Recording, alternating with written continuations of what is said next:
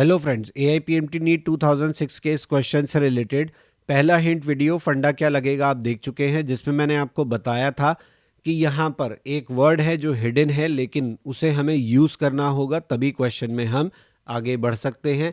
और वो है स्लोली, यानी जब हम ब्लॉक को स्लाइड कर रहे हैं अप द इंक्लाइन तो हम उसे स्लोली मूव कर रहे हैं, यानी उसकी काइनेटिक एनर्जी में कोई चेंज नहीं आने दे रहे। ऐसा होने के कारण जब हम वर्क एनर्जी थ्योरम लगाते हैं तो हमारे तीनों फोर्सेस का वर्क डन जो है वो ज़ीरो आएगा, यानी external force, internal conservative force और इंटरनल नॉन कंजर्वेटिव फोर्स।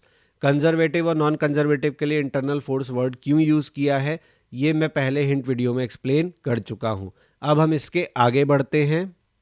तो यहाँ पे 300 जूल हमारा एक्सटर्नल फोर्स का वर्क डन था, उसे हमने ले लिया। इसके अलावा ग्रेविटी का वर्क डन, तो हम अप द इंक्लाइन जा रहे हैं, जबकि ग्रेविटी का फोर्स किधर एक्ट करता है, डाउनवर्ड। इसलिए ग्रेविटी के वर्क डन को हम क्या लिखेंगे, -mgh। और वर्क डन बाय फ्रिक्शन तो क्वेश्चन में हमसे पूछा ही गया है, ये इक्वल टू 0। अब यहाँ पे 300 माइनस हमें मास ऑफ ब्लॉक कितना दिया गया है 2, जी का वैल्यू कितना लेना है 10, एच का वैल्यू कितना लेना है 10, क्योंकि हाइट ऑफ इंक्लाइन हमें 10 मीटर दिया गया है।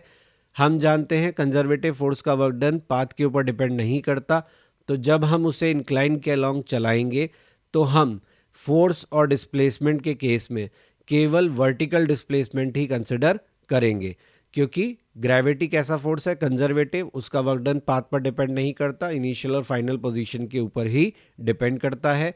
तो एक्सटर्नल फोर्स का वर्क डन पॉजिटिव है, ग्रेविटी का वर्क डन नेगेटिव है, that is equal to work done by friction. यहाँ से सॉल्व करेंगे तो ये कितना आ जाएगा आपका work done by friction, work done by friction आएगा -100 जूल। तो क्वेश्चन में हमसे पूछा गया था कितना वर्क डन हमें फ्रिक्शन के अगेंस्ट करना पड़ा। तो अगर फ्रिक्शन 100 जूल का नेगेटिव वर्क कर रहा है तो हमें उसके अगेंस्ट 100 जूल का वर्क करना पड़ेगा, तो आंसर होगा +100 जूल। आपको ये सोल्यूशन पसंद आया हो तो please like share and subscribe my channel और बेल आइकन दबाना ना भूलें, ताकि सभी इंपॉर्टेंट अपडेट्स आपको टाइमली रिसीव होते रहें।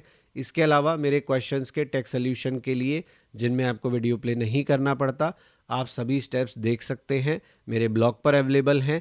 डोंट हेजिटेट, ब्लॉग पर कुछ भी नहीं है, आप इसे अपने ब्राउज़र में टाइप करिए और उसके बाद आपको मेरा ब्लॉग अवेलेबल हो जाएगा, जिसमें आप ट्विस्टेड क्वेश्चन के सॉल्यूशंस भी देख सकते हैं, जो मैं किसी और प्लेटफॉर्म पे शेयर नहीं करता। इसके अलावा मुझे सजेशन देने के लिए आप मेल कर सकते हैं। टिप्स ऑफ द डे के लिए फेसबुक पेज और इंस्टा पे ज्वाइन कर सकते हैं।